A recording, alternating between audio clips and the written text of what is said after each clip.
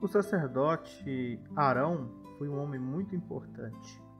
Foi o primeiro de uma linhagem de sacerdotes e sumos sacerdotes que ministravam o povo de Deus durante muitos anos. O sacerdócio arâmico ele foi constituído pelo próprio Deus após Moisés passar algum tempo no alto da montanha com o Senhor recebendo instruções. A escolha foi de Deus. Deus escolheu por meio da vara que brotara, e esse sacerdócio ele influenciou e influencia a vida de muitas pessoas até hoje.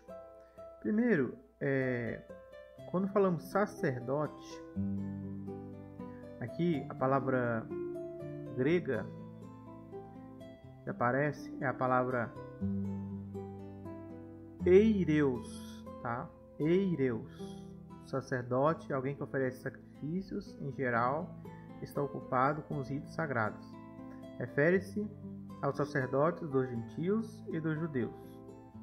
Dos cristãos, a metáfora, né? Quando falamos sacerdócio no mundo cristão, ele refere-se a uma metáfora, tá? Porque purificados pelo sangue de Cristo e conduzidos à comunhão plena com Deus, dedicam suas vidas somente a Ele e a Cristo. Então, o sacerdote aqui, né, que é a definição da palavra grega. Também a palavra hebraica é praticamente a mesma definição, e no latim, né, significa basicamente aquele que faz a ponte entre Deus, tá?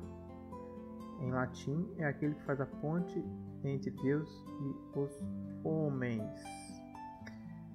Quem faz a ponte, quem liga Deus e os homens? Hoje, nesse estudo de Hebreus capítulo 7, nós vamos basicamente entender o significado do sacerdócio de Melquisedeque com relação ao sacerdócio arâmico. E vocês vão perceber que o sacerdócio de Melquisedeque ele é superior ao sacerdócio arâmico. E daí vocês talvez vão conseguir compreender qual é o sentido que os escritores dizem que Jesus ele veio para... algumas pessoas, né, não gostam muito dessa expressão, porque de fato Jesus ele não veio para abolir a Torá, tá bom? Ele não veio abolir a Torá, e nós vamos entender por quê, em que sentido ele não aboliu a Torá. Mas que o sacerdócio de Melquisedeque, ou o sacerdócio que Jesus faz parte, ele é superior ao sacerdócio arâmico, fazendo assim que mude a lei, entende? Qual o sentido dessa mudança de lei? É o que nós vamos entender hoje. Uma coisa é Torá, uma coisa é sacerdócio arâmico, outra coisa é sacerdócio de Melquisedeque. A grande confusão está porque as pessoas não conseguem entender essa diferenciação entre a Torá, entre o sacerdócio de Melquisedeque, que pertence a Cristo, e o sacerdócio arâmico. De fato, muitas das práticas que eram praticadas debaixo do sacerdócio arâmico, hoje elas são impraticáveis, tá? Então, talvez quando você se depara com essas coisas, você generaliza, achando que a Torá toda foi abolida. Mas não, foi apenas com relação ao sacerdócio, tá bom? Isso aí sim, você vai ver que Jesus veio para trazer um sacerdócio melhor. Ou seja, a ligação entre Deus e os homens, ela se dava por meio do sacerdócio arâmico. E agora não, agora ele foi substituído pelo sacerdócio de Cristo. É isso que Hebreus capítulo 7 traz para nós. E aí o escritor ele usa de argumentação, trazendo a ideia de Melquisedeque, e apresenta a superioridade do sacerdócio de Melquisedeque com relação ao sacerdócio arâmico. Este aqui é o contexto para vocês entenderem quando nós chegarmos e começarmos a ler os versículos do capítulo 7. Ok? Lembrando que nesse período em que essa carta foi escrita, os judeus e os gentios estavam passando por um período de confusão, pois eles não entendiam muito bem como deveriam proceder.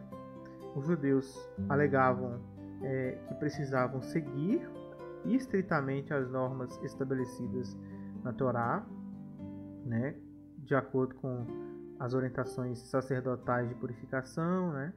Tanto é que você percebe em Atos que o apóstolo Paulo ele precisa pagar um voto para convencer Tiago e os outros de Jerusalém que ele não tinha desertado, né? Não tinha apostatado da lei de Moisés. Então ele vai lá, rapa o cabelo, né? E paga o voto. Só que aqui nessa carta de Hebreus, e também Paulo aborda, que algumas coisas realmente de fato haviam mudado, tá bom? Com relação a esses assuntos. E aí nós vamos ver claramente, né? Aqui eu tenho uma gravura do templo, tá bom? Esse aqui já é o templo construído por Salomão, no caso uma gravura, né? Aqui nós temos o altar, tá bom? Como vocês podem ver, o altar que ofereciam sacrifícios. Aqui temos o mar, né? Chamava de mar de fundição, que eles se lavavam, se banhavam ali, né? Para se purificarem para entrar. Era uma espécie de limpeza, né? Ritual de limpeza que eles tinham que fazer antes de prestar serviço. E aqui você vê, né, as duas pilastras, né, que tem até nomes na Bíblia. Aqui já é o edifício mais importante desse templo, tá bom? Aqui você vê a separação de entre muros. Esse muros aqui dividia gentios, né, de judeus. Nessa parte aqui, olha, onde vocês estão vendo pessoas prostradas, aqui podia ter acesso aos judeus, mas gentios não. E aqui para dentro desse cômodo aqui, dessa grande edificação que era o edifício principal do templo, aqui somente pessoas da tribo de Levi, que eram sacerdotes, poderiam adentrar, tá bom? E lá dentro ainda tinha um pedacinho que só uma vez por ano podia entrar, e apenas o principal sacerdote. É uma boa ilustração para podermos entender Hebreus capítulo 7, tá bom?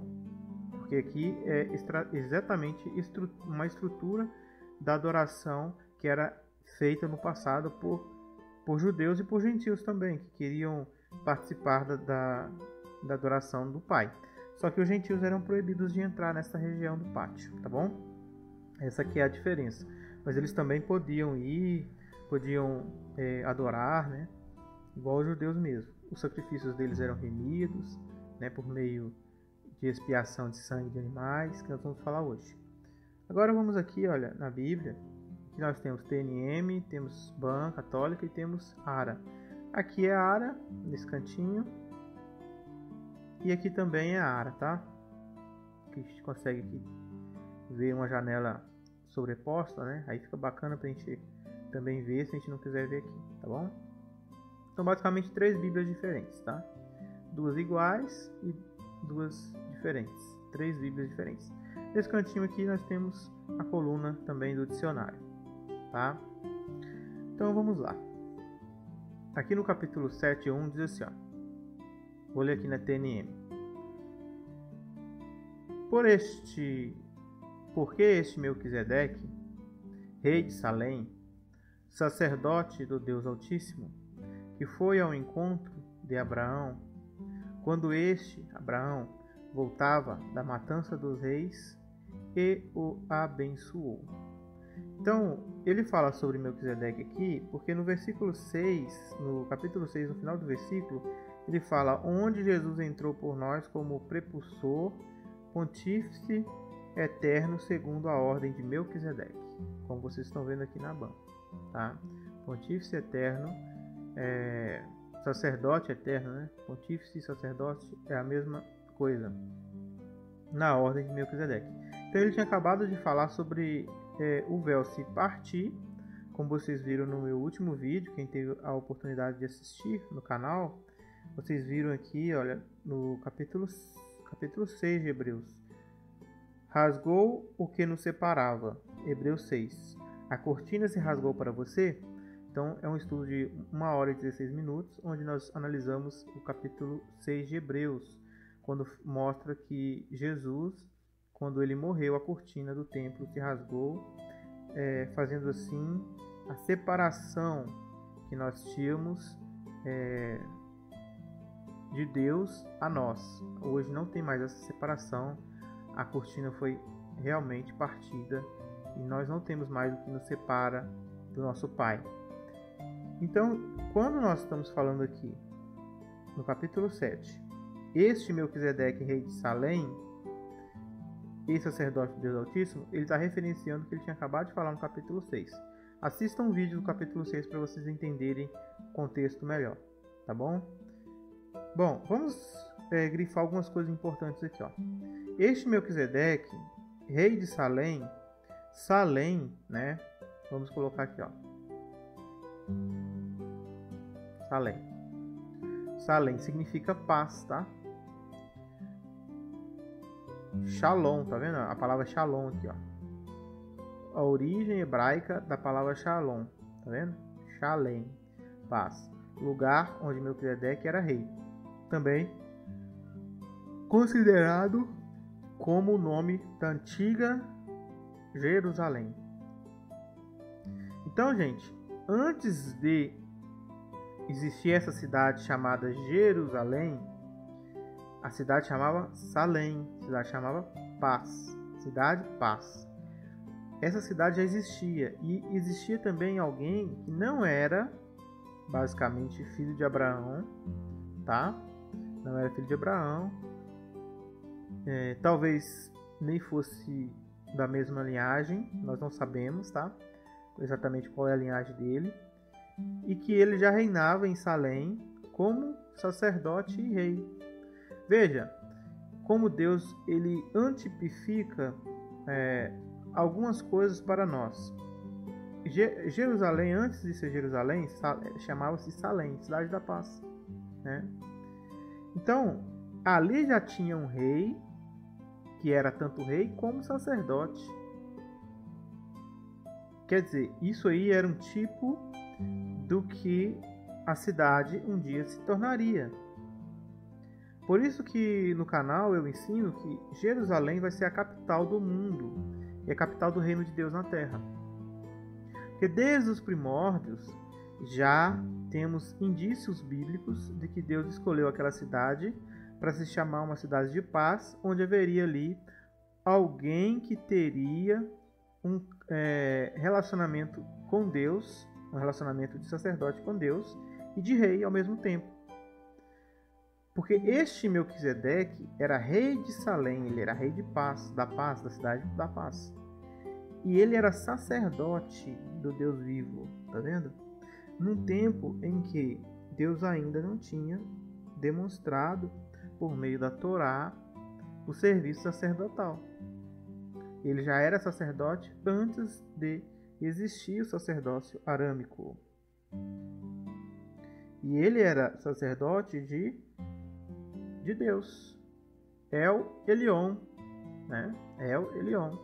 Se nós olharmos a referência do texto aqui em Gênesis capítulo 14, vocês vão ver Melquisedeque, tá vendo? Melquisedeque, rei de Salém, trouxe pão e vinho. Aqui, ó. Ok? É Gênesis capítulo 14. Vale muito a pena ler, para vocês entenderem o contexto todo, tá? Bom, aqui falou que ele era... vamos aqui, só para vocês verem aqui a expressão El Elyon.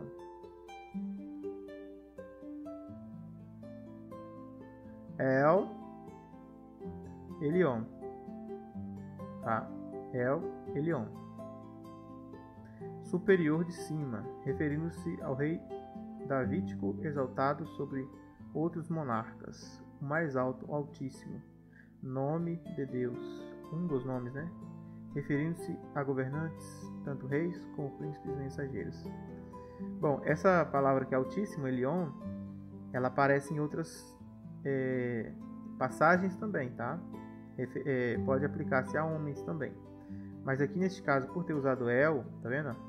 Este estudo que nós fizemos aí no canal sobre Mashiach, o Deus Yeshua, eu expliquei sobre El na Bíblia. Então vocês podem dar uma olhada lá depois, tá? Vai ser muito interessante quem não viu. Então, El Elyon, ele era sacerdote. Olha em hebraico a palavra Kohen, né? Ou Kohen, tá? Sacerdote. Ok? Sacerdote. Vamos aqui rapidinho. Deixa eu ver se eu consigo achar aqui a Bíblia latina para vocês verem.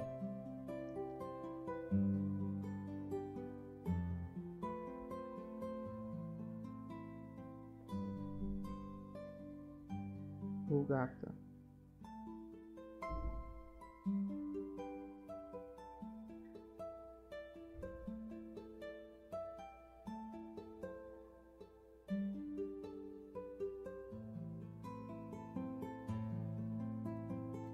Achei aqui, tá? Então aqui é o texto em português e aqui é o texto em latim. A Vulgata também traz sacerdos, tá? Mas aqui nessa Bíblia Católica, aqui ele usa, né, pontífice, que é um termo latim, né? Pontífice significa construtor de pontes, que também é o termo usado para sacerdócio, pontífice, tá bem? Tá bem? Eu achei que no latim apareceria pontífice, mas aqui usa sacerdos, pelo menos nessa versão aqui está usando isso, ok? Só com relação a nossa dúvida mesmo. Tá vendo? Aqui no latim ele usa também pontífice. Aqui, ó, no latim. Pontifex, tá? Pontífice. E aqui em português usa sacerdote. Então, construtor de pontes, tá? A ideia no latim é isso, construtor de pontes. Aquele que cria uma ponte entre você e Deus, que no caso é Cristo. Então, quando fala de sacerdote, tá falando isso, tá bom? Talvez o latim seja uma das explicações mais claras para o termo sacerdote. Vamos voltar lá para outra Bíblia que nós estávamos. Só para mostrar para vocês mesmo aquela particularidade lá que nós queríamos.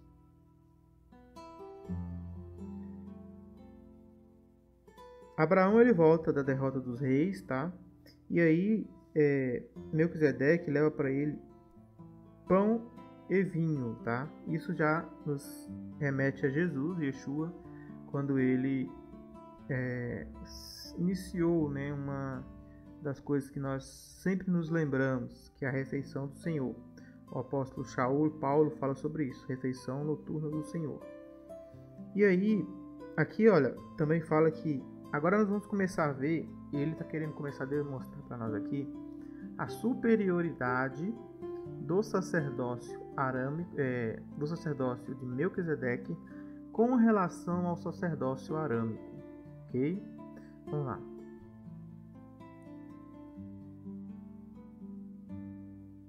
Primeiro, o que ele fala? Que ele saiu ao encontro de Abraão e o abençoou. Abençoou. Primeira coisa que ele usa como argumentação de que o sacerdócio arâmico é menor do que o sacerdócio de Melquisedeque. Abraão foi abençoado por Melquisedeque. Guarda isso na sua cabeça. Depois Abraão, ele repartiu ou ofereceu a 10ª parte de todos os seus despojos. Então, ele pagou o dízimo a Melquisedeque. Então, primeira coisa, foi abençoado e pagou o dízimo. Essas duas coisas já nos provam a superioridade de Melquisedeque com relação a Abraão. Pois sempre o maior ele abençoa o menor. E sempre o maior recebe dízimo do menor. Ok? Então vamos continuar. Aí, o escritor aqui de Hebreus, ele nos fala o significado do nome Melquisedeque. Conforme seu nome indica, primeiramente, Rei de Justiça. O Rei da Justiça, né? Rei de ou Rei da, tanto faz. E então também Rei de Salém, quer dizer, paz, Rei de paz, Rei da paz, Rei de paz, Rei da paz ou Rei de paz. Se a gente for analisar, está falando da cidade, então é Rei da paz da cidade, né? Ok? Mas D também está correto. Aí ele usa de um argumento aqui bem interessante, né? Ele usa de algo que a escritura não diz. Ele entra num campo especulativo, até vamos dizer assim, né? Porque a omissão que a escritura faz sobre sobre esse homem que se encontrou com Abraão, ele usa para falar que esse homem não tem nem pai, nem mãe, nem genealogia. Mas não é que isto seja verdade, né? O que significa aqui? Será que existe algum ser humano que não tenha pai e não tenha mãe? Claro que não, né? Então, aqui está querendo dizer para nós que ele usa do silêncio das escrituras para criar um argumento. Ok? Porque Melquisedeque, se ele foi uma pessoa, ele teve mãe e ele teve genealogia. Ele teve princípio e teve fim. Este homem que se encontrou com Abraão, se for um ser humano, ele tem que ter essas coisas, né? Só que aqui é uma linguagem, né, que o escritor ele faz para trazer uma comparação, um paralelo que vai levar a Jesus. Essa que é a intenção dele, mostrando que a linhagem não importa no sacerdócio Melquisedeque, ao passo que a linhagem no sacerdócio arâmico importa muito. Tanto é que se algum judeu ele não conseguisse comprovar que ele era da família sacerdotal, ele não podia servir como sacerdote, mesmo que ele fosse. Isso aconteceu depois do exílio de Babilônia, né? Quando os judeus retornaram, algumas pessoas, de acordo com Neemias e Esdras, algumas pessoas foram excluídas do sacerdócio para sempre, porque elas não conseguiram comprovar a sua genealogia. Então o sacerdócio arâmico ele estava ligado diretamente a pedigree, a raça, a genealogia, certo? E o sacerdócio de Melquisedeque, quando o escritor aqui usa essa expressão, sem pai, sem mãe, sem genealogia, sem início de dias, nem fim de vida, ele está querendo nos mostrar que o sacerdócio de Melquisedeque ele é superior, porque ele não se prende à linhagem, ele não se prende ao tempo, tá? Ele não se prende a um arranjo visível, ele é algo acima de uma coisa estabelecida na terra, entende? Porque o sacerdócio arâmico ele foi estabelecido na terra e existia ali registros, né, em documentos que falavam ali quem era filho de quem era filho de quem, para manter aquela genealogia e para manter o direito sacerdotal também das pessoas. Então era totalmente dependente, ninguém poderia ser sacerdote se não comprovasse o pedigree, a família ali, né, no caso, o sangue. E esse Melquisedeque, ele não tinha ele não precisava deste documento, ele não precisava dessa garantia, né, humana de que ele tinha alguém na família que foi escolhido e por isso ele também era, porque ele veio de uma família de sacerdotes. Então aqui fala sem pai, sem mãe, sem genealogia. A sua vida não tem começo nem fim. Isso aqui está querendo dizer assim, olha, a Bíblia não relata mais nada sobre Melquisedeque. E é estranho porque no livro de Gênesis, a Bíblia ela se preocupa muito em falar sobre genealogia. Ela fala sobre a genealogia de Caim, ela fala sobre a genealogia de muitas pessoas. Pessoas que nem foram do tronco genealógico que veio Jesus. Fala sobre Gomer, sobre Magog, sobre os filhos de Jafé, fala bastante genealogia na Bíblia, principalmente em Gênesis.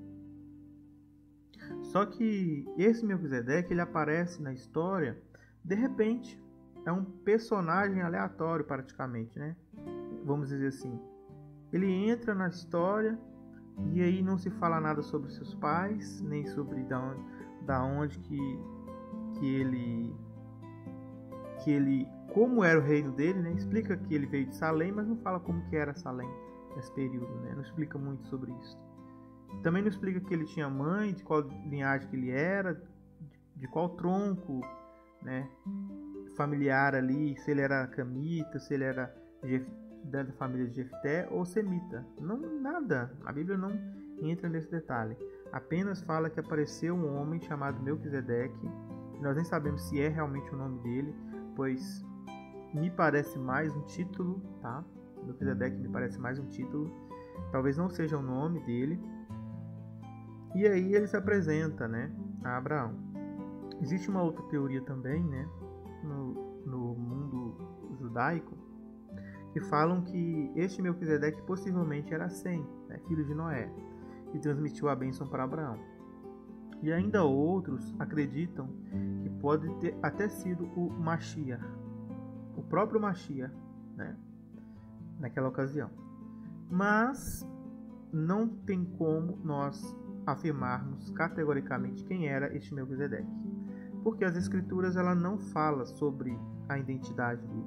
E parece que as escrituras querem que a identidade dele seja mantida em secreto, até que todas as coisas sejam reveladas. Bom, nós não estamos focados aqui na identidade de Melquisedeque, tá? Nós já fizemos um vídeo falando mais sobre isso, você pode também ir aí no canal, eu acho que é do capítulo 5, se eu não me engano. Aqui estou explicando por que o escritor ele usa essa terminologia, essa linguagem, essa figura de linguagem. Não, se ele foi um ser humano mesmo, não significa que ele não teve nem pai nem mãe, nem que ele não morreu, tá bom? Isso aqui ele está usando de um recurso que a escritura não disse, para criar uma argumentação. Porque a escritura realmente não fala sobre a família de Melquisedeque e não diz quando ele nasceu e nem quando ele morreu. Então, para o escritor de Hebreus, ele está falando essas palavras para indicar que o sacerdócio de Melquisedeque ele é indiferente da raiz familiar, do tempo, tá bom? E que suas bases são justiça e paz. Por isso que ele está fazendo todo este argumento aí. Tá vendo? Por isso que ele fala a ponto de ser comparado. Ops.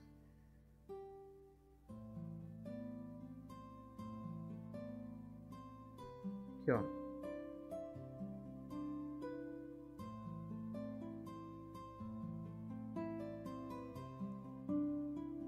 Comparável sob todos os pontos ao Filho de Deus. Permanece sacerdote para sempre.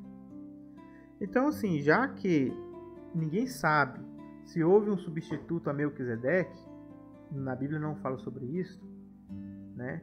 Também não fala se ele nasceu ou se ele morreu, não fala sobre isso.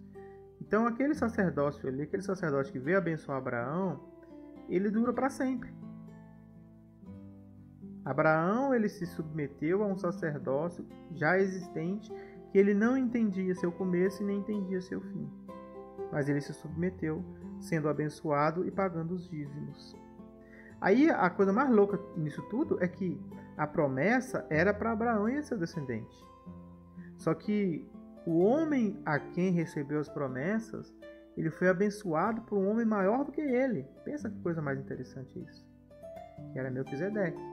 E ele não sabia quando ele nasceu, nem talvez quando ele morreu ele ficou sabendo. As escrituras não falam, né?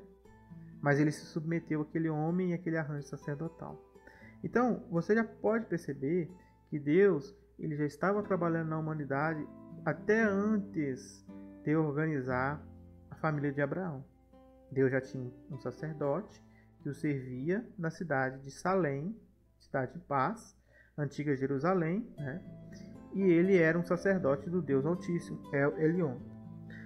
Considerai, pois, quão grande é aquele a quem até o patriarca Abraão deu o dízimo dos seus mais ricos espólios. Então, olha o que o escritor está falando. Considerai o homem que era tão grande que o nosso patriarca ele pagou o dízimo. Está vendo a superioridade do Melquisedeque? Os filhos de Levi, aqui está falando agora do sacerdócio levítico. Vamos ler aqui, ó. Deveras os homens dos filhos de Levi que recebem o seu cargo sacerdotal têm o mandamento de cobrar dízimos do povo, segundo a lei, segundo a Torá.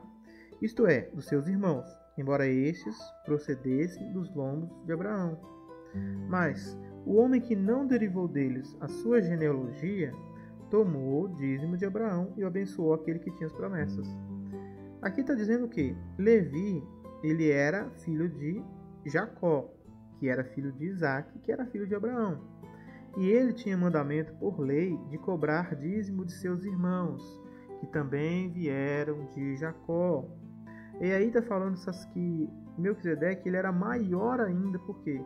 Porque ele não era da linhagem de Abraão. E mesmo assim ele tomou o dízimo de Abraão. Ora, além de qualquer disputa, o menor é abençoado pelo maior. Então, quem foi abençoado? Abraão. Então, ele era o menor. E quem abençoou? Melquisedeque. Então, além de toda disputa, qualquer disputa que tivesse, qualquer discussão que tivesse sobre quem era o maior, quem abençoa é maior do que quem é abençoado. Sempre assim. Ok? Então, Abraão era menor do que Melquisedeque. E num caso, os que recebem dízimos são homens que morrem. Mas no outro caso, é alguém que testemunha que vive. Então, no arranjo sacerdotal arâmico, os homens recebiam dízimo do povo, mas eles morriam. E no caso de Melquisedeque, a Bíblia não falou mais nada sobre isso. Então, se testemunha que vive, aquele sacerdócio, né? Não estamos falando do homem em si, mas sim do sacerdócio representativo, né? Ele é eterno. Abraão, ele sempre pagou o dízimo para Melquisedeque. Até mesmo Levi, que recebia o dízimo dos seus irmãos, pagou por meio de Abraão. É o que diz aqui, ó. E se eu pudesse usar a expressão por intermédio de Abraão, até mesmo Levi, que recebe dízimos, pagou dízimos, porque ele estava ainda nos lombos de seu antepassado quando Melquisedeque foi ao encontro dele. Entende? Então, até Levi, ele pagou o dízimo a Melquisedeque. Por quê? Porque ele estava no corpo de Abraão, quando Abraão pagou, né? Por intermédio de Abraão, Levi pagou o dízimo. Entendeu? Porque ele ainda estava no lombo de Abraão, nos lombos, né? Ou seja, ele ainda não existia. Ele foi produzido ali na linhagem de Abraão, né? A descendência de Abraão. Então, espiritualmente falando, o próprio Levi, que cobrava dízimos, pagou o dízimo. Quer dizer, o arranjo de Melquisedeque, ele é inicial, vem primeiro do que o arranjo de Arão, o arranjo da Torá que nós conhecemos. Por isso que o sacerdócio de Jesus ele é superior ao sacerdócio dos filhos de Israel, de Levi, né? Como nós estamos vendo aqui. Agora vem o ponto. Se, pois, a perfeição fosse realmente por intermédio do sacerdócio levítico, por que o povo recebeu a lei com ele por particularidade? Que necessidade adicional haveria de surgir outro sacerdote à maneira de Melquisedeque e de quem não se diz que seja a maneira de Arão? Agora vamos na banda. Se a perfeição tivesse sido realizada pelo sacerdócio levítico, porque é sobre este que se funda a legislação dada ao povo, que necessidade havia ainda de que surgisse outro sacerdote segundo a ordem de Melquisedeque e não segundo a ordem de Arão? Gente, aqui explica muita coisa.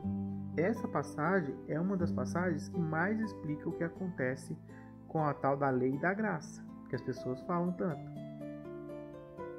Veja que a lei, ela é fundamentada no sacerdócio levítico. A lei que temos hoje, descrita na Torá, ela tem este fundamento, olha aqui, ó, porque é sobre este que se funda a legislação dada ao povo. A Torá, sendo ela instrução, ela foi totalmente baseada no sacerdócio arâmico. Preste bem atenção nisso.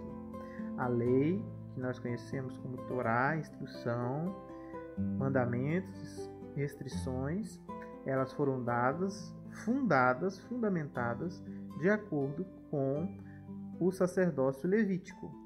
Só que se a perfeição tivesse que ser realizada pelo sacerdócio levítico, qual seria a necessidade de haver um outro sacerdote que se diz a maneira de Melquisedeque e não a maneira de Levi? Este é o questionamento que o escritor de Hebreus faz, e é o mesmo questionamento que Paulo faz em suas cartas, e que hoje as pessoas não entendem. Então a gente tem que ter equilíbrio, pessoas, para a gente entender o que significa essas coisas. A gente não pode ser daqueles que acham que toda a lei ainda vigora, porque não vigora mais. Se você entender o sacerdócio de Melquisedeque, que Jesus Cristo participa, você vai entender que algumas coisas daquela aliança se renovaram. Algumas coisas, algumas instruções baseadas naquele sacerdócio já não estão mais em vigor. Não é que Jesus ele anula a Torá. Não é isso. O que significa que ele acabou e rasgou a Torá no meio. Não significa isso. O significado é que o sacerdócio mudou. Por isso há necessidade de se mudar também alguns critérios que eram realizados no sacerdócio anterior. Ele revoga a velha observância e traz novas observâncias. E o sacerdócio levítico, ele é sobrepujado pelo sacerdócio Melquisedeque. O sacerdócio de Melquisedeque. É isso que o estudo de Hebreus é um estudo muito profundo, que a grande maioria das pessoas não consegue discernir. E aí, às vezes, as pessoas ridicularizam, né? Falando que a Torá ela foi substituída por Jesus. Não foi substituída por Jesus. Jesus não substituiu a Torá. Entende? O que acontece é que algumas coisas com relação ao sacerdócio, que era a maneira de nós nos aproximarmos a Deus, realmente são mudadas. Mas a Torá não é invalidada, porque a Torá não é só o sacerdócio levítico. Entende? Vamos lá. Se não entendeu, vocês vão entender agora. Então tá aí, ó. Primeira coisa, como que Deus se relaciona com as pessoas? Aqui tá o Abba, né, o Pai, Deus, tá? Aí ele manda para nós a instrução, a Torá significa instrução. Aí a Torá, ela explica para você, ela faz claramente a acepção do que seria certo e do que seria errado. Certo e errado. Daí entra o sacerdócio arâmico, a Torá. O sacerdócio arâmico, o que ele faz? Ele te faz uma reconciliação com o Pai, com Deus. Este aqui é o modelo do sacerdócio arâmico, da antiga aliança, vamos dizer assim. Então, o Pai, ele nos deu a Torá, que nos mostra o certo, o errado. Você passa pelo sacerdócio arâmico, fazendo os procedimentos descritos e detalhados na Torá, que foi feitos para aquele sacerdócio específico, e aí você tem uma reconciliação com Deus, ok? Só que o problema é que nós não conseguimos fazer tudo o que a Torá fala que tem que ser feito. Então nunca conseguimos nos aproximar do Pai. Ok? Vamos lá. Outro diagramazinho aqui, ó. Aqui você tem a Torá expõe o pecado e a Torá expõe a justiça. Ok? Então, o pecado, ele leva à morte. Todo mundo sabe disso. Para você não morrer, o que você precisa fazer? Você precisa da expiação. Então, ó, tá vendo a setinha aqui? A expiação. Quando você passa pela expiação num sacerdócio arâmico, isso é no sacerdócio arâmico, o que acontece? A morte ela ainda precisa acontecer, porque houve pecado. Só que em vez de você morrer, um animal ele morre. Então há transferência de culpa. Por isso que os sacerdotes impunham as mãos sobre a cabeça dos animais e transferia ali o pecado para aquele animal. Quando aquele animal morre, significa que alguém pagou pelos pecados com o próprio sangue. E aí então, no regimento do sacerdócio levítico, havia transferência de culpa para que um animal morresse no seu lugar. Porque a Bíblia fala que a menos que se derrame sangue, não há perdão. Aí algumas pessoas que não têm conhecimento bíblico, né, que são pessoas rasas, eles falam assim, mas você então adora um Deus de sangue. Não é isso. Deus ele permitiu, né, e exigiu o sacrifício para expor a gravidade de nossos erros. Por isso que alguém sempre tinha... Aquilo era um ensinamento para nós. Não é que Deus está se preocupado com o sacrifício de animais, com essas coisas que aconteciam. Não. Na verdade, Deus nunca quis que isso acontecesse. Que os animais fossem mortos para... Na verdade, isso é apenas para nos ensinar quão grande é a indignação de Deus com relação à nossa desobediência. Talvez, quando aquelas pessoas assistissem os animais inocentes morrendo por causa dos seus pecados, elas entendessem a gravidade das coisas erradas que elas faziam. Essa foi uma forma de Deus ensinar as pessoas. Por isso que foi estabelecido sacrifícios de animais. Então, essa expiação aqui, olha, você tem que entender que é a parte do sacerdócio. Se você fez todo aquele processo, né? Você se pecou, né? Se arrependeu, levou um animal lá, o sacerdote sacrificou o animal morreu, tá vendo? O animal morreu. Então teve que ter essa parte da morte. Essa parte aqui, ela é inerente à humanidade, desde quando Adão e Eva desobedeceu. Deus falou que iria morrer, então tinha que morrer, né? Pelos pecados. E aí, o que Deus podia fazer? Matar as pessoas. Pecou, vai lá e mata. Pecou, vai lá e mata. Como aconteceu em alguns casos, vocês sabem disso. A Bíblia testemunha alguns casos de pessoas que pecaram e morreram na hora. Um cara que foi apanhar lenhas no sábado. Outra pessoa que encostou na arca sagrada, colocou a mão, morreu na hora. Outras pessoas que desobedeceram a Moisés. A terra abriu e devorou elas na hora. 23 mil morreram por causa de fornicação. Então, a verdade é que o que nós merecíamos, né, era a morte instantânea. Pecou, morreu, né? Só que Deus, para não fazer isso, ele possibilita uma expiação para que as pessoas pudessem continuar vivas.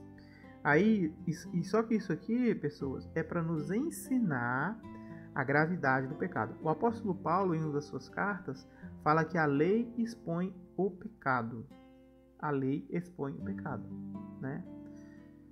Por isso, quando você descumpria qualquer tipo de mandamento de Deus, você estava ali numa condição de pecado.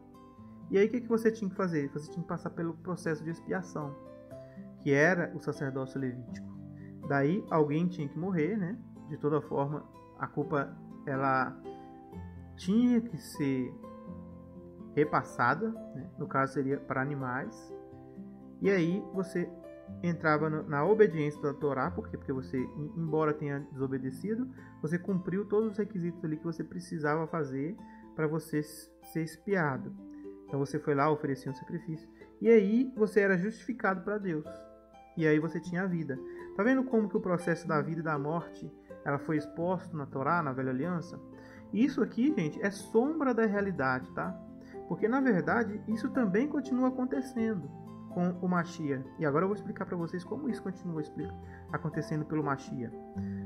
O Mashiach, ele expõe o pecado e a justiça por meio do Espírito. O Espírito da verdade. Então podemos dizer que o Mashiach é a Torá viva que mora em nossos corações. Entende? O Mashiach, ele é o responsável para que todas as leis de Deus se cumpram. Ele é o designado por Deus como sua palavra, sua instrução para a humanidade. Então, ele é a Torá. E ele vai expor o pecado e vai expor a justiça. Quando você peca, você deve morrer. Ok? Você deve morrer. Só que aí existe a expiação. Né? Qual que é a expiação? O sacerdócio de Cristo. O sacerdócio de Cristo. Está aqui, ó, a expiação do sacerdócio de Cristo. Só que alguém tem que morrer. E já não é um animal. Aqui foi o próprio Jesus que morreu. Ele teve que morrer. Por causa do pecado, tá vendo? O pecado sempre vai levar à morte. Por isso que Jesus teve que morrer. Talvez você ainda não entendeu o motivo de Jesus Cristo ter morrido. Talvez nessa explicação que eu estou dando aqui agora você vai entender. Então, o pecado sempre vai levar à morte. Então, Jesus, olha, Jesus, ele é a Torá, a instrução de Deus, tá? Instrução viva que mora em nossos corações. Mesmo assim, às vezes você peca. Então, você vai ter que passar pela expiação, o sacerdócio de Melquisedeque, que é perfeito.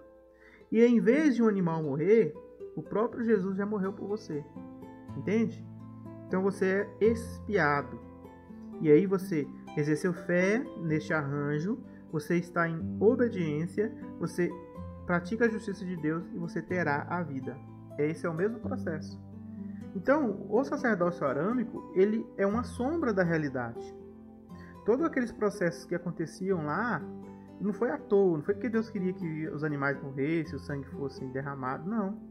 Aquilo ali estava indicando que alguém inocente morreria por você.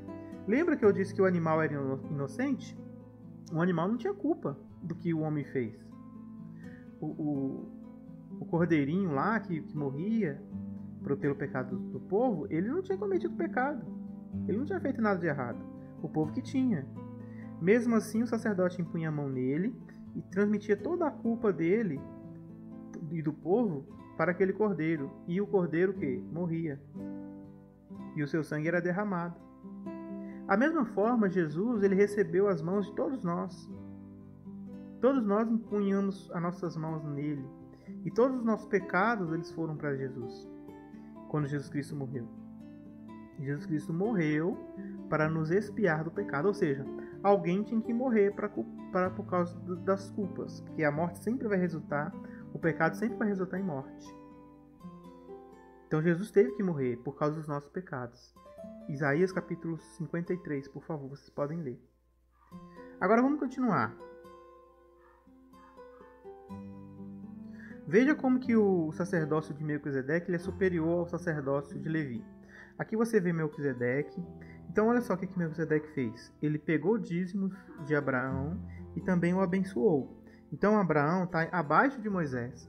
Ele foi beneficiado por Melquisedeque duas vezes, olha. Primeiro, ele foi beneficiado porque ele pagou o dízimo a Melquisedeque. Segundo, ele foi abençoado por Melquisedeque. Duas coisas, tá vendo? Melquisedeque está acima. Aí veio o dízimo e as bênçãos que Abraão teve que passar para Melquisedeque. Né? Passou o dízimo e recebeu a bênção. Tá vendo? Então a gente pode até fazer aqui uma setinha, né? Aqui, ó. Ele passou o dízimo e recebeu a bênção. Alguns líderes religiosos podem querer usar isso aí para incentivar você a pagar o dízimo, tá, gente? Porque você vai ser abençoado. Mas isso não é verdade, tá? Não é assim que funciona. Isso aqui é um outro exemplo, totalmente de um outro contexto. Isso aqui estava ligado às promessas de Deus, eternas para a humanidade. Indicando o nosso Salvador aqui nesse episódio, como o escritor de Hebreus foi feliz em registrar, né, por meio do Espírito Santo. Ele deu o dízimo e recebeu as bênçãos. Ele deu a melhor parte e recebeu as bênçãos. Isso significa que nós, seres humanos, nós nunca vamos dar o nosso melhor para Deus, entende? Ele deu a 10ª parte. Não era tudo, era só a 10ª parte. Nós nunca vamos conseguir dar o nosso melhor. É compreendido isso no dízimo. O dízimo nada mais é do que uma lembrança de que nós nunca vamos dar o nosso 100% para Deus. Entende? Só que mesmo assim, mesmo não sendo a completude, ainda Deus nos abençoa. E foi isso que aconteceu. Melquisedeque, ele pegou o dízimo de Abraão e o abençoou com pão e vinho. Aí de Abraão você vê que vem Judá, que representa o reino, e você vê também Levi, que representa o sacerdócio.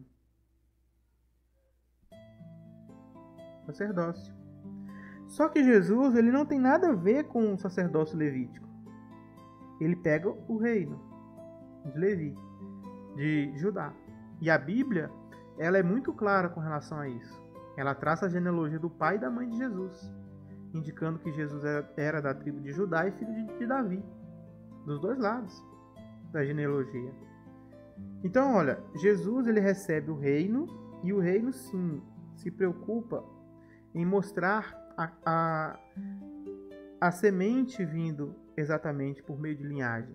Só que o sacerdócio de Jesus, ele não vem de Levi, ele vem de algo maior, que é de sacerdote Melquisedeque. Então Jesus, olha, se você for ver, ele está acima até de Abraão. Até de Abraão ele está acima. E é isso que o escritor de Hebreus está querendo mostrar para nós. A superioridade do serviço sacerdotal de Jesus. Embora Jesus esteja na linhagem de Abraão como descendente ao reino, ele não está na linhagem de Abraão com descendência ao sacerdócio. Por isso que no capítulo 6 e no capítulo 5 nós falamos que Jesus ele recebe não porque ele se autodeclarou sacerdote, mas foi por intermédio de uma promessa. Entende? Da mesma forma que Deus ele fez Abraão ser grande por causa de uma promessa, ele fez Jesus ser muito maior por causa de uma promessa ainda maior. E aí ele mostra isso para nós no episódio de Melquisedeque. Pois Melquisedeque, maior que Abraão, tanto tomou o dízimo quanto abençoou Abraão, sendo Jesus também desse sacerdócio. Ou seja, Jesus então é maior do que Abraão, maior do que Levi e maior do que Judá. Ou seja, Jesus é o maior de todos, em todos os sentidos. Conseguiram ver aqui o que o capítulo 7 está querendo nos mostrar? Vamos continuar. Pois, transferindo o sacerdócio, forçoso é que se faça também mudança da lei. Olha que coisa interessante. Pois, mudando-se o sacerdócio, necessariamente também a mudança da lei. Pois, mudando-se o sacerdócio, necessariamente a mudança da lei. Eu quero ver aqui como que a Bíblia, Novo Testamento Judaico, traduz essa passagem. Vamos ver. Com certeza é diferente, tá? Porque eles não admitem a mudança da lei. Só que o sentido aqui não está sendo bem explicado aí nos meios cristãos, tá? Não é que a lei foi destruída, não. Que Jesus Cristo falou que ele não veio para destruir a lei. Então uma coisa tem que estar de acordo com a outra, né? Pois onde se diz que há necessidade de repetição do ofício de sacerdote, de Melquisedeque, está sendo dito que há uma repetição da Torá. Veja como é que é bem diferente, tá vendo, gente? Por isso que eu falo, todas as Bíblias, elas têm problemas de tradução. Aqui, olha, na Bíblia judaica, existe um problema de tradução aqui. Aqui eles moldaram o texto para aparecer uma coisa que o texto não está dizendo. E eu gosto muito da Bíblia judaica, vocês sabem. Que eu faço vídeo sobre a Bíblia judaica aqui no meu canal há muito tempo. Só que, infelizmente, esse texto aqui, ele está equivocado. Pois onde se diz que há necessidade de repetição do ofício do sacerdote? Não é isso que está dizendo o texto. Está sendo dito que há uma repetição da Torá. Não é isso que está sendo dito o texto. O texto está dizendo, pois transferindo o sacerdócio é forçoso que se faça também mudança da lei. Só que aqui, gente, não está dizendo que Deus ele permitiu que Jesus Cristo ele abolisse a sua lei. Vamos lá então pensar um pouquinho, para vocês entenderem aqui. O que é a mudança da lei quando a Bíblia fala? Talvez hoje vocês vão entender. O que é a lei de Deus? A lei de Deus é a Torá. O que a Torá fala? Amar a Deus sobre tudo. Primeiro mandamento. Segundo mandamento, amar o próximo. Aí eu pergunto para você assim, ó, Jesus veio mudar isso? Jesus veio mudar isso? Porque isso é Torá. E esses são os dois maiores mandamentos da Torá. Os outros são baseados no sacerdócio levítico. Esse aqui é imutável. Esses dois mandamentos são imutáveis. Eles não mudaram. Então Jesus ele não veio mudar isso aqui. Ele veio mudar coisas relacionadas ao sacerdócio, porque agora não vivemos mais debaixo do sacerdócio arâmico. Então tudo que estava ligado ao sacerdócio arâmico não continua mais funcionando. Sacrifício de animal, rituais de purificação, as mitzvot, né? Os mandamentos relacionados àquele sacerdócio. Essas coisas foram substituídas pelo sacerdócio de Melquisedeque, que tem uma outra característica. Entende? Então, quando o apóstolo Paulo fala que mudou a lei, e também quando o escritor de Hebreus está falando que mudou a lei, ele não está falando que mudou a lei básica da Torá.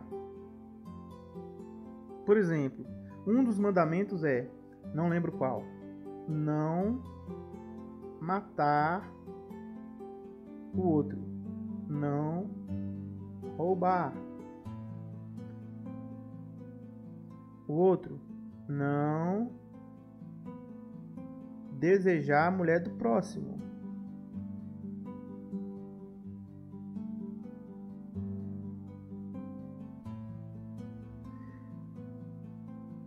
O outro, não falar o nome de Deus em vão.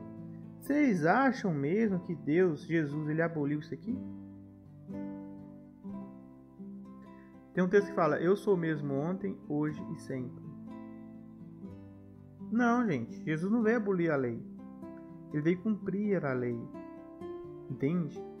A lei de Deus, com relação à moral, à boa convivência, e a lei principal, que é amar a Deus e o próximo, essa lei ela é acima da lei do sacerdócio arâmico. Ela vem acima. Os 10 mandamentos são acima do sacerdócio arâmico. Eles foram colocados ali no sacerdócio arâmico. Mas essas leis aqui, se você for ver, elas também estão nas 10 leis de Noé. É o mesmo princípio das leis. Fala que não era para derramar sangue. Fala que não... Várias coisas que falam lá, né? 10 leis de Noé. Um dia vamos fazer um estudo sobre isso. Benei Noa, as leis de Benei Noa, dos filhos de Noé. Tanto é que hoje gentil tem judeus que acham que os gentios precisam cumprir as leis de Noé, que você não precisa seguir as leis dadas para eles. Só as 10 de Noé tá bom, né? Só que na verdade o sacerdócio, a Bíblia está dizendo que o sacerdócio foi substituído. O sacerdócio de Arão não vigora mais. Hoje vivemos debaixo do sacerdócio de Melquisedeque. Esta é a realidade. Por isso, algumas características da lei já não são mais necessárias para a expiação. Não significa que você não, se você queira fazer, você não pode fazer, entendeu? Não estou dizendo isso. Ah, eu quero fazer isso aqui, eu quero fazer uma coisa aqui da lei lá. Pensa bem, pessoas. Será que se alguém pecasse, você iria apedrejá-lo? Cometeu adultério lá. Você pegou uma pessoa cometendo adultério, tua mulher. Você vai apedrejar essa pessoa, sua mulher? Dá para conceber isso Eu tô falando aos seguidores da Torá de olho fechado, aqueles que fecham os olhos, entende? Que acham que a Torá tem que ser seguida à risca. Até os judeus não conseguem praticar mais a Torá. Pergunta se lá em Israel tem execução sem qualquer tipo de julgamento, né? Se uma mulher adúltera lá é apedrejada até a morte, nos dias de hoje. E fica estranho, porque se você segue uma das leis, você tem que seguir todas as leis, né? Senão você está sendo incoerente, né? Vamos dizer assim. Então, podemos afirmar categoricamente que nem os judeus seguem mais a Torá do jeito que tem que ser seguida. Porque a Torá, ela é boa, perfeita, mas ela também é rígida, expõe o pecado, e ela vem com a dureza do coração do homem, ela também é dura. Quando o homem pratica o mal, ela é dura. Um olho por um olho, um dente por um dente. Derramou sangue, tem que pagar com sua vida, a não ser que você corra para a cidade de refúgio. E aí, gente, é o que eu estou falando, tá?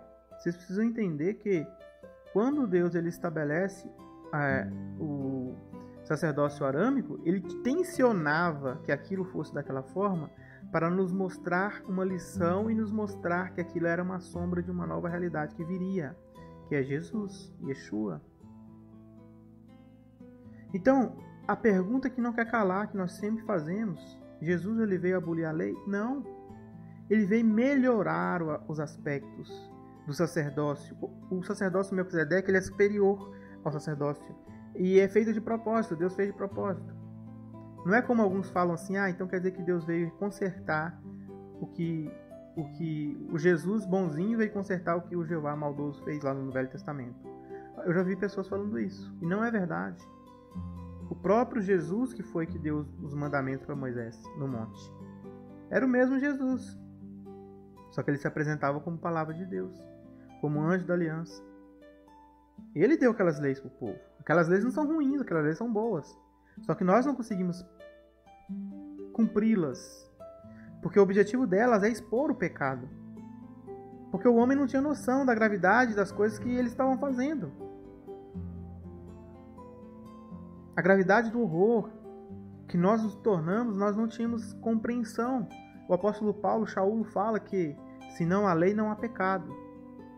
Ou seja, nós não estávamos concebendo em nossas mentes a gravidade de nossos erros.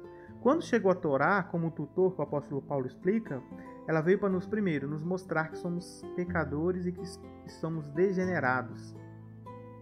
Segundo, ela nos mostra que temos necessidade de reconciliação e expiação. E terceiro, ela nos prepara para Cristo. Então, quando todos aqueles rituais que eram realizados de acordo com as leis da Torá eram feitos ano após ano, dia após dia, aquilo era um testemunho de que alguém maior viria, tanto para nos libertar da dureza da lei, quanto para nos libertar do pecado, sendo expiação por nós, por meio de seu sangue. Então, gente, a Torá ela não mudou, a essência da Torá, dos mandamentos, nunca mudou. Jesus não veio mudar isso. Jesus não veio mudar que você tem que passar a roubar agora. Agora que já aboliu já essa lei, então eu não vou mais seguir, né? Por quê? Porque a lei do amor a Deus e a lei do amor ao próximo, ela se resume em todas as outras coisas. Então, nós hoje cristãos continuamos seguindo a Torá, porque nós continuamos a amar a Deus sobre todas as coisas e o próximo como a nós mesmos. Você está cumprindo a Torá. A essência da Torá é essa. Agora, tem mandamentos que você não consegue cumprir mais. Entende? Por exemplo, você vai apedrejar alguém que cometeu adultério? Sua esposa, seu parente. Você vai quebrar o dedo de uma pessoa que quebrou seu dedo? Pagar na mesma moeda? Jesus Cristo falou que se você apanha numa face, você tem que virar a outra. Então veja que esse assunto é contraditório porque é uma coisa muito profunda. Não é para apenas ler uma passagem e criar uma conclusão. Você tem que ler tudo. Todas as coisas têm que ter harmonia na Bíblia. Se Jesus Cristo falou que ele não veio destruir a lei, então porque ele não veio destruir a lei. Mas tem coisas impraticáveis. Não tem como mais você fazer algumas coisas que estão escritas na lei.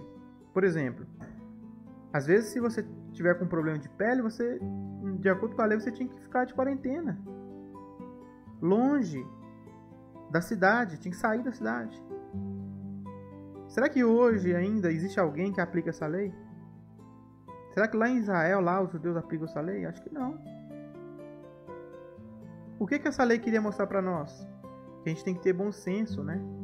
Se a gente está doente com uma doença transmissível, a gente tem que ter bom senso, tá? Hoje aí a tal dessa coronga, né? Esse probleminha aí. O que acontece? Você não tem que estar usando máscara para sair de casa, você não tem que estar se resguardando. É o princípio da lei, gente. O mundo todo hoje está seguindo a Torá sem saber. Está sendo obrigado a seguir sem saber. Está de quarentena aí, ó, tá usando máscara, usando álcool em gel na mão. É o princípio da Torá. Então, se você, meu amigo, quer me dizer que a Torá foi abolida, é porque você não entende nada da Bíblia. Não entende nada da Bíblia. Quer dizer que é legalismo, né? Ah, é legalismo judaico. Não. A Torá ela não foi abolida, de forma alguma. Mas alguns preceitos da lei não tem como se cumprir mais hoje. Talvez até que quando Jesus chegar e voltar, ele restabeleça algumas coisas. Mas tem coisas que hoje não dá mais para seguir. Por exemplo, o judeu ele pode decidir se ele quer se circuncidar, né? Ele decide lá, geralmente eles vão se circuncidar porque eles têm um pacto com Abraão. Mas os gentios não são mais essa lei da Torá não é mais aplicável aos gentios, né? Se ele quiser também, tudo bem. Lá também não tem nenhuma passagem que fala que você não fazer isso. Mas você não pode obrigar as outras pessoas a fazer isso, alegando que somente por isso você vai ser salvo, a pessoa vai ser salva. Por quê? Porque Jesus ele veio circuncidar o nosso coração. A circuncisão ela existiu para nos mostrar que, como um povo separado de Deus, você tem que ser circuncidado. E isso vai além da circuncisão na carne. Paulo falou que a circuncisão da carne não vale nada. Foi Paulo que disse, né? Não foi eu. Se você não tiver circuncidado no coração. Então não adianta você estar circuncidado bonitinho seguindo a lei, mas seu coração está duro. Você está matando, você está roubando, você está adulterando no coração. E não se engane, dá para matar, roubar e adulterar no coração, hein? Sem praticar. Dá para fazer isso. Vou dar exemplo. Quando você odeia seu irmão no seu coração, você já está matando seu irmão. Quando você deseja uma mulher que não é sua no seu coração, você está cometendo adultério no coração. Quando você flerta com uma mulher casada, você está roubando algo que não é seu direito. É do direito daquele homem que casou com ela. Você está cometendo furto emocional. Então, você pode não aplicar a Torá no seu coração, sem ao menos ter que fazer alguma coisa. Somente pensar. E Jesus ele veio para ser um sacerdote superior e nos limpar de uma forma superior também. Vamos voltar lá. Transferindo o sacerdócio forçosamente é que se também transfere ou muda a lei. Então a lei que é mudada aqui não é toda a Torá, tá? Isso aqui, olha, você tem que entender que está no contexto do sacerdócio. Aqui ele não está falando do contexto geral da Torá. Não precisa fazer isso aqui, olha, que a nova tradução judaica fez. Não precisa. É só entender que aqui, todo o capítulo, ele não está falando da Torá. Ele está falando do Levi e do Melquisedeque. Então, essa mudança de lei é relacionada ao arranjo sacerdotal. Não está falando sobre as leis de moral, que são imutáveis. As leis de moral da Torá são imutáveis, pessoas. Jesus nunca veio para mudar as leis de moral da Torá.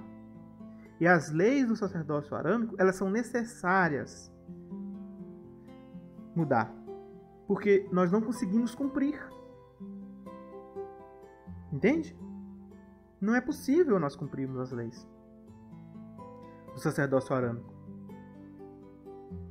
Imagina hoje, se você vê uma pessoa cometendo um adultério aí, você vai tacar pedra nele. Entendeu? Você vai ser preso também. Mesmo se você alegar que está fazendo a vontade de Deus, você vai ser preso. Você cometeu assassinato ali. Né? Não se aplica mais. Não tem jeito de aplicar isso mais. Você teve um sonho noturno, né? Você está impuro o dia inteiro agora. De acordo com a Torá, né? E aí, você não pode mais ir na igreja, não pode reunir com ninguém, né? A mulher está menstruada, ela tem que ficar resguardada, tal. Não pode encostar em nada. Se foi no velório, você pegou no defunto lá, você está impuro. Você não pode oferecer sacrifício a Deus, né? Nada. Uma que não tem mais o templo, né? Não tem nem como mais sacrificar nada a Deus. Então, gente, tem coisas que realmente precisaram ser flexibilizadas, vamos dizer assim. Que é incapaz de nós cumprirmos essas coisas agora. Mas a lei fundamental do amor ao Deus e ao próximo, com todas as suas vertentes da Torá, elas ainda continuam e nunca irão mudar. De fato, aquele a qual se aplica estas palavras é da outra tribo, da qual ninguém foi encarregado do serviço do altar. Porque o homem a quem se dizem estas coisas tem sido membro de outra tribo, da qual ninguém oficiou junto ao altar. Está falando de Jesus, tá vendo? O homem quem se diz essas coisas, essas promessas, é de Jesus. A mudança viria com Jesus. Entende? A grande mudança que houve com Jesus quando ele morreu é a substituição do sacerdócio arâmico pelo sacerdócio eterno de Melquisedeque. E aí, aqui está falando, olha, que essas coisas foram ditas a respeito de um homem, mas ninguém falou que esse homem viria, que foi oficiado, né, junto ao altar. Pois é bastante claro que nosso Senhor procede de Judá, tribo da qual Moisés não disse nada quanto a sacerdotes. E é ainda muito mais claro que, na semelhança de Melquisedeque, surgiu outro sacerdote. Então, embora Jesus não fosse da tribo de Levi e recebesse, por meio da lei Torá, qualquer indicação de sacerdócio, é muito mais claro que, na semelhança de Melquisedeque, surgiu outro sacerdote. Ou seja, o sacerdote Arão, ele foi substituído pelo sacerdote Melquisedeque. É o que está dizendo o texto. Que se tornou tal, não segundo a lei do mandamento dependente da carne. Então, a Torá ali, a lei do sacerdote, ela valia, como eu expliquei no texto, de acordo com a descendência carnal. Tinha que ser filho de Levi. Entendeu? Tinha que ser filho de Arão. Os filhos de Arão. Não era todos os levitas também que eram sacerdotes, né? Tinha suas especificidades. E aí diz assim, ó: mas segundo o poder de uma vida indestrutível. Então, o sacerdócio de Melquisedeque, a ideia dele é que ele não está ligado ao processo de morte, mas sim ao processo de vida. Porque Melquisedeque não se testemunha que ele morreu. O sacerdócio dele é eterno, né? O homem lá, Melquisedeque, pode ter morrido. Mas o significado daquilo que ele construiu quando ele abençoou Abraão, o homem das promessas, e tomou o dízimo dele, isso é eterno. Isso não muda. Entende? Jamais irá mudar. Então, esse que surge também na semelhança de Melquisedeque, que é o próprio Yeshua, Jesus, ele vem para trazer um sacerdócio de uma vida indestrutível. Aí vocês vão continuar vendo o raciocínio. Pois se dizem testemunho, tu és sacerdote para sempre à maneira de Melquisedeque. Ele cita os Salmos. Aqui ele está citando os Salmos. Melquisedeque foi invocado aqui para referir-se a Jesus. Tá vendo? Salmos.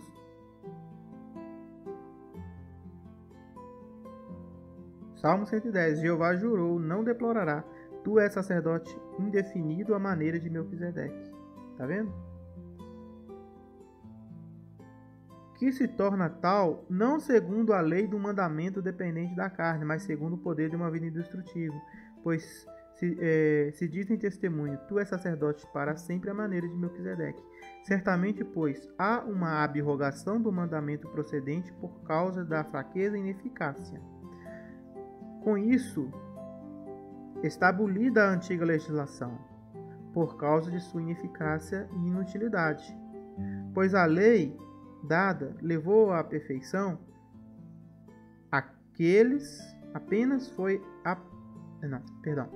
Pois a lei nada levou à perfeição, apenas foi portadora de uma esperança melhor que nos leva a Deus. Olha que coisa interessante, né, gente, essa versão aqui. Porque a lei não fez nada perfeito, mas a introdução adicional do melhor esperança o fez, sendo por intermédio dela que nos chegamos a Deus. Vamos ver aqui.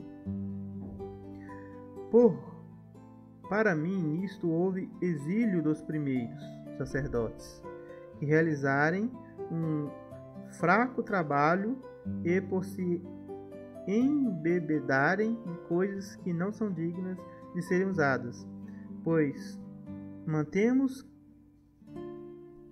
nós mantemos que a Torá não é capaz de nos plenificar, mas há uma esperança maior, a nós que antes não tínhamos nenhuma, pela qual nos aproximamos de Elohim. Aqui até de certa forma foi correto, né? Porque aqui ele quis dizer assim, olha, a Torá ela não planifica ninguém, não traz a plenitude, a perfeição, né? Mas a esperança de algo maior, sim. Essa esperança de algo maior é o que a Torá testemunha o tempo todo. A Torá nada mais é do que uma testemunha viva de Jesus. Todas aquelas ordenanças da Torá, elas remetem a Jesus. Entende? Até mesmo os mandamentos mais confusos remetem a Jesus. Como esses de justiça, de um olho por um olho, um dente por um dente. Isso indica a justiça de Jesus como sacerdote e rei, né? A questão da purificação e santificação que tem que acontecer, vários rituais de batismos que já existia na Torá, né? Os sacerdotes tinham que se lavar, isso é uma espécie de batismo, indicando o batismo que aconteceria quando Cristo chegasse, os sacrifícios que indicam a morte do Senhor Jesus para nos santificar, né? E todos os utensílios também do templo é realidade, uma sombra da realidade, né? O candelabro significa a igreja, né? O fogo que acende esses candelabros, esses menorás aí, representa o Espírito Santo, né? E a mesa dos pães tem o seu significado, né? O altar tem o seu significado, tudo tem um significado e tudo remete a Cristo e a igreja hoje, o seu corpo, o Israel de Deus, né?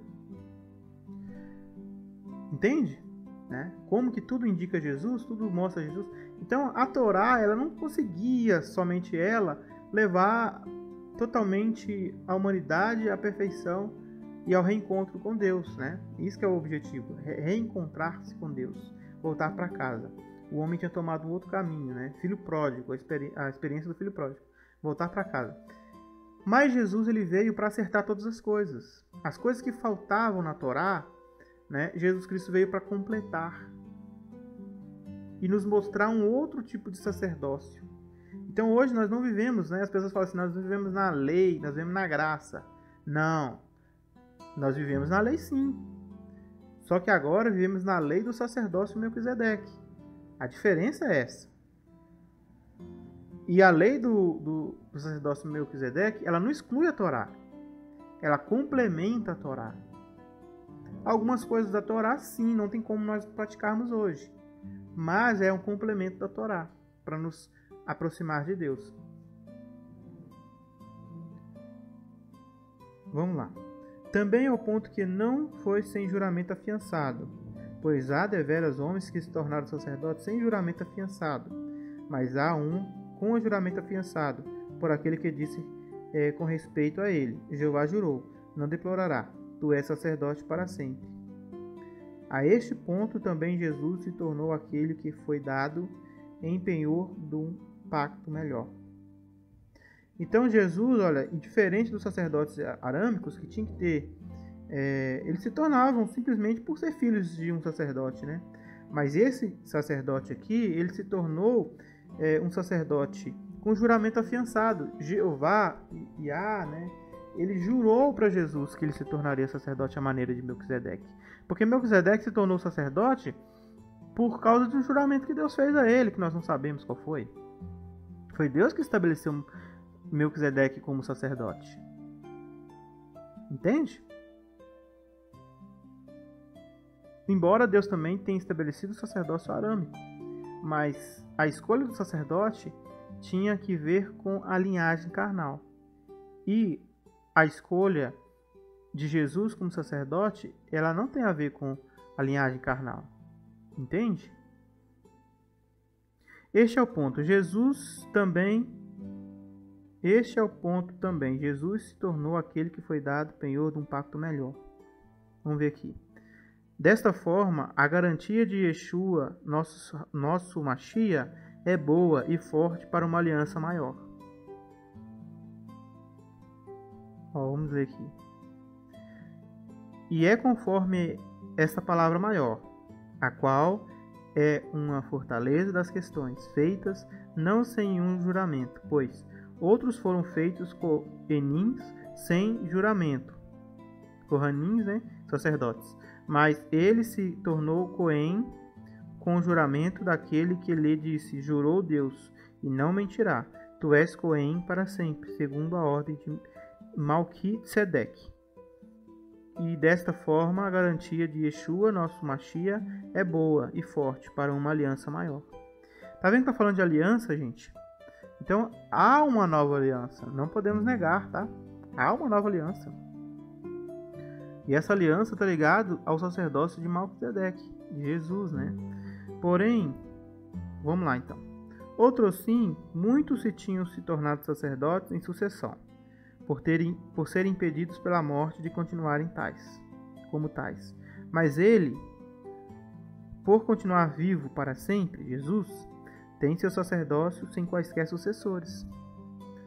Então o sacerdócio arâmico, ele tinha uma característica, a morte e a substituição. Morte, substituição, morte, substituição, morte, substituição. O sacerdócio de Jesus, de Melquisedeque, ele não tem sucessores. Entende? Jesus não é sucessor de Melquisedeque. Jesus é tão sacerdote como Melquisedeque, rei e sacerdote. Não precisa ser substituído por outros. Ele é eterno. É nisto que a nova aliança ganha da velha aliança. A nova aliança veio para dar vida. A velha aliança veio para expor o pecado e mostrar a morte, a dor da morte. Tá vendo a sabedoria perfeita de Deus, como ela age? Primeiro ele te mostra e te explica por que você vai morrer. Depois ele te salva com a sua graça imensurável. Porque, por seguinte, ele é também capaz de salvar completamente os que se aproximam de Deus por intermédio dele, porque está vivo para sempre para interceder por eles. É por isso que é possível levar a termo a salvação daqueles que por Deus salvação daqueles que por ele vão a Deus, porque vive sempre para interceder em seu favor. Pois a sua morte é capaz de salvar plenamente aqueles que vêm a Elohim, os quais ele inscreveu no livro da vida, e ele vive nas alturas e ora por eles. Olha que lindo, né? Jesus orando por nós. Jesus ora por nós, pessoas, né? Ele trabalha como sacerdote, né? Então ele ora, ele conversa com Deus, né? Conversar com Deus é orar. Ele conversa com Deus sobre os nossos pecados e nos perdoa. Pois, para nós, era apropriado tal sumo sacerdote, leal, cândido, imaculado, separado dos pecadores, e que chegou a ser mais alto do que os céus. Este Cohen Gadol, ou grande sacerdote, aparenta ser adequado, pois é justo e inocente, e sem corrupção, e separado do pecado, e mais elevado do que os céus. Veja que até nisso Jesus ganha, né? Porque os sacerdotes levíticos, eles eram pecadores, eles ofereciam sacrifício para eles e pelo povo. Jesus não. Jesus ofereceu sacrifício apenas pelos pecados do povo, porque ele não tinha pecado.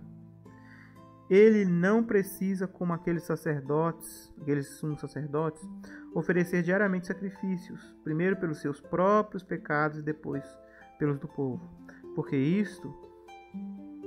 isto ele fez uma vez para sempre, quando se ofereceu a si mesmo. Porque a lei designa como sacerdotes, ou sumos sacerdotes, a homens que têm fraquezas, mas a palavra do juramento afiançado, que veio depois da lei, designa um filho que é aperfeiçoado para sempre, ou aperfeiçoador eterno, né? Aqui, ó. Enquanto a lei elevava ao sacerdócio homens sujeitos a fraquezas, o juramento que sucedeu à lei constitui o filho que é eternamente perfeito. Porque a Torá constitui Kohanim Godolim a filhos dos homens que são fracos, mas a palavra do juramento que diz respeito à Torá permanece e preserva os filhos de Elohim para sempre planificados.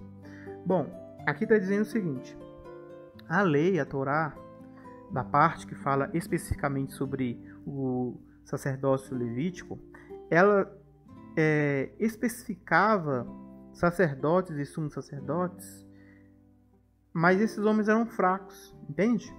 Ele levava homens fracos a ser sumos sacerdotes, homens mortais. A palavra do juramento afiançado, ou a palavra do juramento que se deu, essa palavra é do próprio Deus, que jurou que Jesus, Yeshua, seria sacerdote para sempre à maneira de Melquisedeque. Então o juramento de Deus, ele é mais forte do que as instruções dadas ali, especificando sacerdotes na lei de Moisés para os filhos de Levi.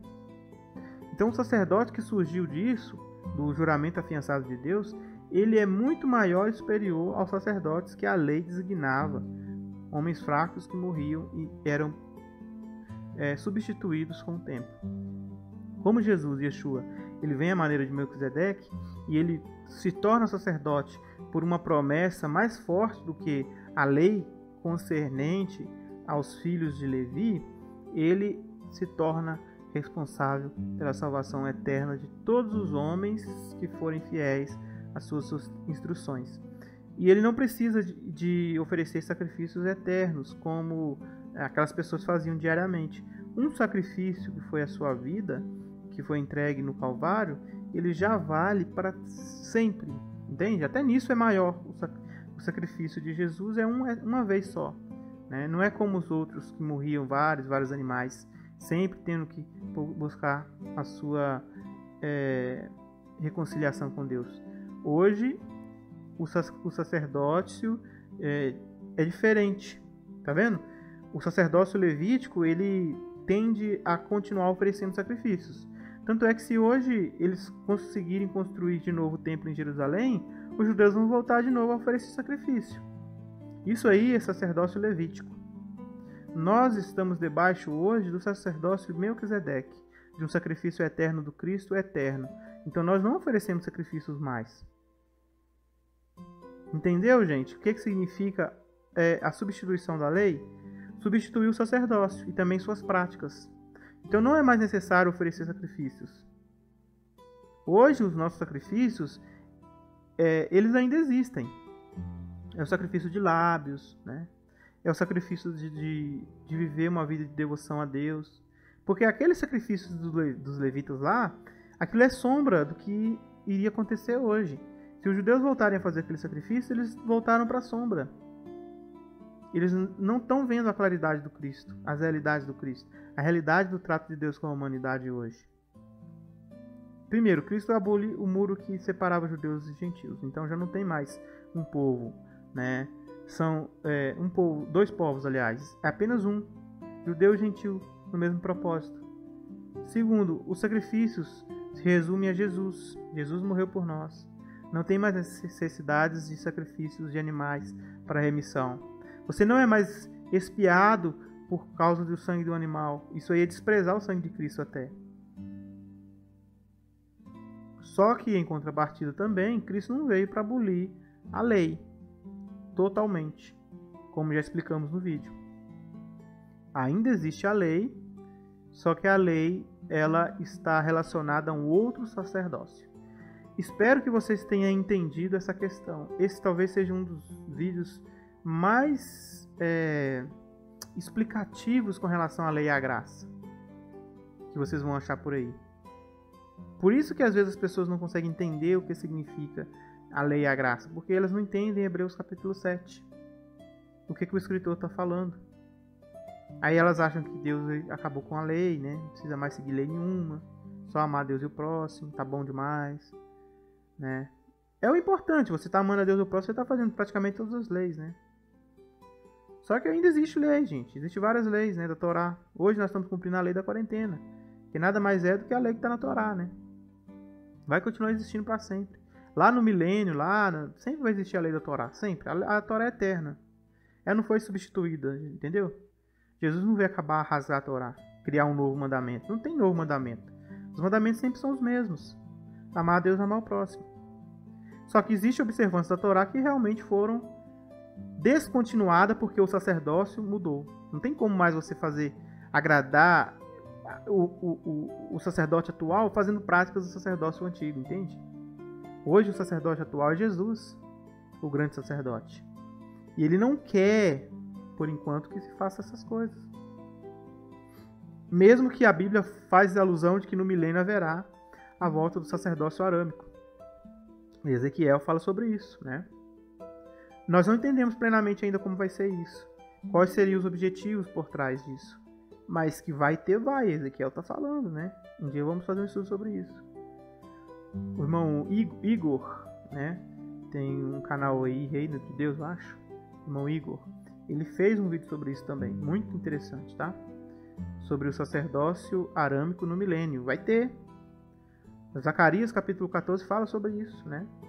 Ezequiel fala sobre isso também. Então a parte lá que fala só sobre os animais serem sacrificados, né? E tudo retratando o milênio. Agora, o objetivo de remissão de pecados não é, entende? Porque Jesus já remiu o pecado.